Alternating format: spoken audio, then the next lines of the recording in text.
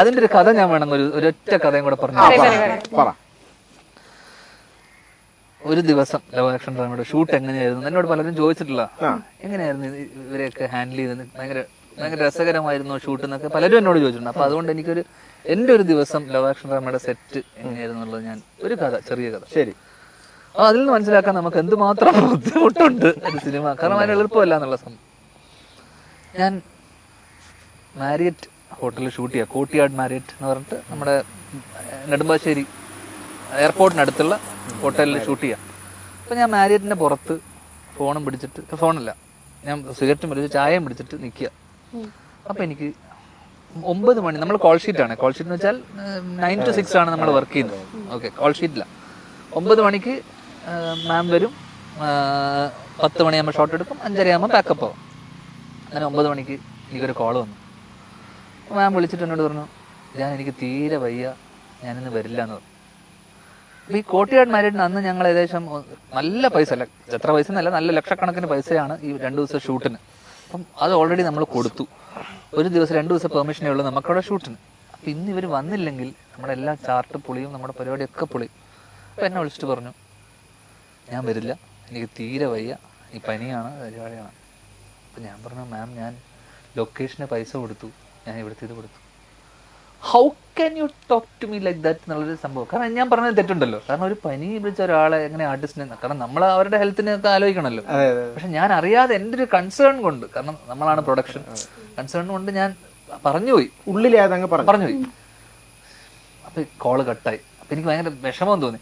ഞാൻ അങ്ങനെ പറയാനും പാടില്ലായിരുന്നല്ലോ, കാരണം അവർ വയ്യാതെ ടേക്ക് റെസ്റ്റ് എന്ന് പറയേണ്ട സ്ഥലത്ത് ലൊക്കേഷൻ റെന്റ് പോകുമെന്ന് പറഞ്ഞു കഴിഞ്ഞാൽ ഞാൻ എൻ്റെ വിട്ട വാക്ക് എന്ന് പറഞ്ഞാൽ ഞാൻ അങ്ങ് പറഞ്ഞുപോയി. എനിക്ക് ഭയങ്കര കുറ്റബോധം, അങ്ങനെ പറയാൻ പാടില്ലല്ലോ. എന്നാൽ പിന്നെ ഞാൻ അവരെ മാനേജറുണ്ട്, പുള്ളിനെ വിളിച്ചിട്ട് ഞാൻ പറഞ്ഞു, ഞാനിങ്ങനെ പറഞ്ഞു പോയി, ഇങ്ങനെ ഒരു സംഭവം ഉണ്ട്, എപ്പടി സാർ നിങ്ങൾ പേസലാന്ന് പുള്ളി. അപ്പോഴേക്കും അപ്പം പിന്നെ എനിക്ക് ഇതിനൊക്കെ തുടങ്ങി ഞാൻ വിട്ട്, ഓക്കെ പരിപാടി വിട്ട്. ഞാൻ പറഞ്ഞു, സോറി സാർ, ഓക്കെ വിടുന്ന സാർ നിങ്ങൾ വിടുന്ന, ഓക്കെ സാർ മാഡം, അപ്പം എനിക്ക് വരമാട്ടാം എന്നൊക്കെ പറഞ്ഞ് വെച്ച് പൈസ പോയി, ഒരു ദിവസത്തെ പൈസ പോയി. കാരണം അന്ന് പുള്ളിക്കാരിനെ വെച്ചിട്ടാണ് നമ്മൾ ഇത് മൊത്തം ചാർട്ട് ചെയ്തിരുന്നത്. അപ്പം അവിടെ അകത്ത് ലൈറ്റപ്പ് തുടങ്ങി, എല്ലാ പരിപാടികളും തുടങ്ങി, ലൈറ്റപ്പ് ഒക്കെ തുടങ്ങി എനിക്ക് സ്റ്റാർട്ട് ചെയ്തിരിക്കുക. ജോമോനാണ് അന്ന് ഷൂട്ട് ചെയ്യുന്നത്, ജോമോൻ ടി ജോൺ. ജോമോൻ അന്ന് രൺവീർ സിംഗിന് സിംബയൊക്കെ കഴിഞ്ഞിട്ട് പരിപാടി കഴിഞ്ഞ് വരും. അപ്പം ജോമോൻ എന്നെ എടുത്തോണ്ട് പുറത്ത് ഞാൻ നിൽക്കുന്ന സമയം ജോമോൻ പറഞ്ഞു, ഇത് കുറേ നേരമല്ലോ ഷൂട്ട് ചെയ്യുന്നുണ്ടോ? രൺവീർ സിംഗ് വിളിച്ച് കരൺ ജോർ വിളിച്ചോണ്ടിരിക്കുകയാണ്, ഞാൻ എന്താ ചെയ്യണമെന്നൊക്കെ കട്ട ഓൾറെഡി ഇത്. അപ്പോൾ ഞാൻ നിൽക്കണ പോണ ആ സെറ്റപ്പിലാണ് ജോമോൻ ഇരിക്കുന്നത്, ഹെവി സെറ്റപ്പ്. കരൺ ജോർ ഇപ്പൊ കഴിഞ്ഞ വിളിച്ചത് പറഞ്ഞാൽ രൺവീർ സിംഗ് റിപ്ലൈ അയച്ചിട്ട് മെസ്സേജ് ഞാൻ പറഞ്ഞു ഇപ്പൊ വരും. ഞാൻ പോയി ഒരാളെ സമാധാനിപ്പിച്ചിട്ടു. അപ്പൊ കൺട്രോളർ വരുന്നു, ഞാനിത് 9:30 കഴിഞ്ഞ് 10 എന്താ അവര് വരുന്നില്ലേ, എന്താ പറഞ്ഞാൽ അവര് വരൂല, പടച്ചോനെ വരൂലേ എന്നൊക്കെ പറഞ്ഞ പുള്ളി ടെൻഷനായി. അയ്യോ. അപ്പൊ ആകെപ്പാടെ ഒരു സ്റ്റാൻഡ് സ്റ്റിൽ അവസ്ഥ, ഇനി എന്ത് ചെയ്യും? അപ്പം ഞാൻ അന്ന് നിവിന് ഷൂട്ടില്ല, പിറ്റേ ദിവസമാണ് നിവിന്. അപ്പം നിവിന് പിറ്റേ ദിവസം വെച്ചിരിക്കുന്നത് രാത്രിയേ നിവിനുള്ളൂ. ഓക്കെ, അപ്പം ഞാൻ വെച്ച് പിറ്റേ ദിവസം എന്നാൽ പിന്നെ ഒരു കാര്യം ചെയ്യാം. പക്ഷെ നിവിൻ അന്ന് വരണ്ടാന്ന് പറഞ്ഞു വെച്ചതുകൊണ്ട് നിവിന് വേറെ എൻഗേജ്മെന്റ്സും ഉണ്ട്. അപ്പം ഞാൻ നിവിനൊന്ന് വിളിച്ചേക്കാന്ന് വെച്ചിട്ട് അപ്പം ഞാൻ ചേട്ടാ ഇങ്ങനെ അവർക്ക് സുഖമില്ലാത്തതുകൊണ്ട് ഞാൻ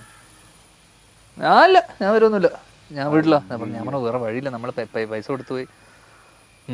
ശരി എന്നാൽ പിന്നെ ഞാൻ വരാം, പക്ഷെ പുള്ളി എവിടെ നിന്ന് വരണമല്ലോ, നെടുമ്പാശ്ശേരി എത്തണമല്ലോ, അപ്പോൾ ഒരു 1.5 മണിക്കൂറാവും. ഞാൻ ഇതിൻ്റെ പുറത്തുനിന്ന് ചായ കുടിക്കുന്നു, സിഗരറ്റ് വലിക്കുന്നു. ഞാനൊരു 10-15 സിഗരറ്റോളം വലിച്ചിട്ടുണ്ട്. ഇപ്പോൾ ചായ കുടിക്കുന്നു, സിഗരറ്റ് വലിക്കുന്നു, ചായ കുടിക്കുന്നു, സിഗരറ്റ് വലിക്കുന്നു. ഇതിൻ്റെ പുറത്ത് ഞാനിങ്ങനെ നിൽക്കുക.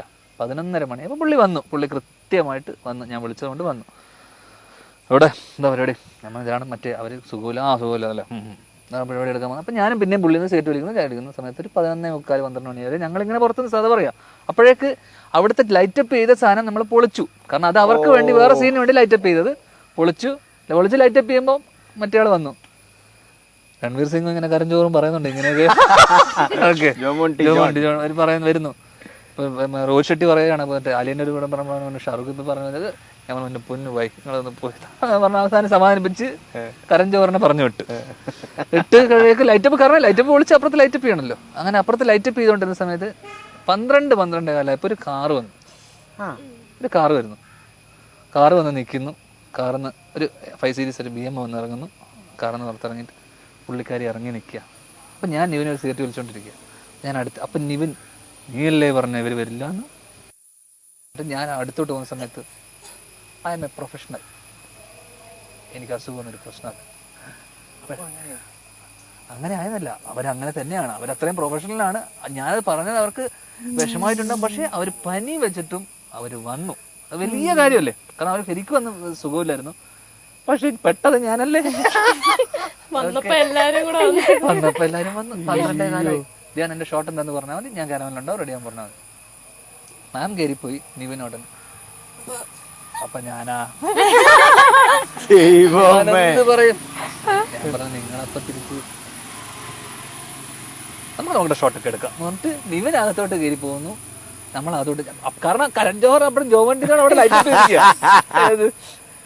ഞാൻ മേലെ പോയി നിവിന്റെ ഷോട്ട് എടുക്കും, കാരണം പുള്ളിയുടെ ലൈറ്റപ്പും കഴിഞ്ഞപ്പോഴേക്ക് 12 ആയപ്പോഴേക്കും നിവിനും ജോമൻ നമ്മളെല്ലാം നിവിന്റെ ഒരു ഷോട്ടെങ്കിലും എടുക്കണല്ലോ, അത്രയും ദൂരം നിന്ന് വന്നാലോ.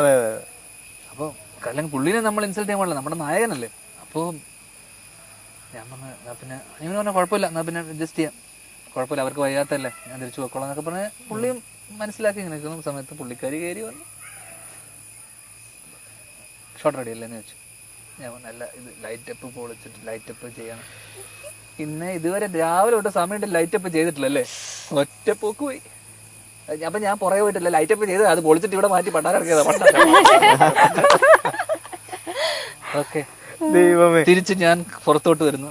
നിവിന്റെ ഷോട്ട് എടുത്ത് നിവിനെ സമാധാനിപ്പിച്ച് ഒരു സൈഡിലാക്കി എന്നോട് പറഞ്ഞു ഞാൻ കാരവനിലോട്ട് പോകാന്ന് പറഞ്ഞു. ഞാൻ താഴോട്ട് ഇറങ്ങുന്നു. ഞാൻ കാര്യങ്ങളൊക്കെ പറഞ്ഞ് മനസ്സിലാക്കി ഒരുവിധം ഞാൻ പറഞ്ഞു ഇതൊക്കെയാണ് സംഭവിച്ചത്. നിവിനോട് പറഞ്ഞ പുള്ളിക്കാരനോട് ഞാൻ പറഞ്ഞു ഓക്കെയാണോ, ശരി ഓക്കെ എന്ന് പറഞ്ഞ് ഞാൻ പുറത്തിറങ്ങി. ഇതേമാതിരി എന്റെ ഹോട്ടലിന്റെ പുറത്ത് സിഗരറ്റും വലിയ ചായം. 1 മണിയായ ഞാൻ 9 മണിക്ക് നിൽക്കാൻ തുടങ്ങി. സിഗരറ്റ് വലിച്ച് നിൽക്കുമ്പോ കരൺ ജോഹർ പിന്നെയും വരുന്നു. ഞാൻ നിക്കണാ പോണാ, ഞാൻ പറഞ്ഞു നിങ്ങൾ എന്താന്ന് വെച്ചാൽ നിങ്ങളൊന്നിങ്ങനെ വരുന്ന അടുത്തോളം വന്നിട്ട് എന്റെ അടുത്ത്. അപ്പൊ ഇതിനിടയിലൊക്കെ എന്റെ അസിസ്റ്റന്റ് ഡയറക്ടർ ഒരുത്തൻ വരുന്നുണ്ട്. ചേട്ടാ ബ്രേക്ക് ആവാറായോ? ഞാൻ അവസാനം ഒറ്റവൻ വന്ന് ലാസ്റ്റ് ആവുന്ന ചേട്ടാ 1 മണിയായി, ചോറ് തന്ന സമയം ആയിക്കോട്ടെ. ഞാൻ പറഞ്ഞു കളം അതിന്റെ മക്കളെ പോയി ചോറ്. ഇങ്ങനെയായിരുന്നു ആ സെറ്റ് എന്റെ 90 ദിവസങ്ങൾ.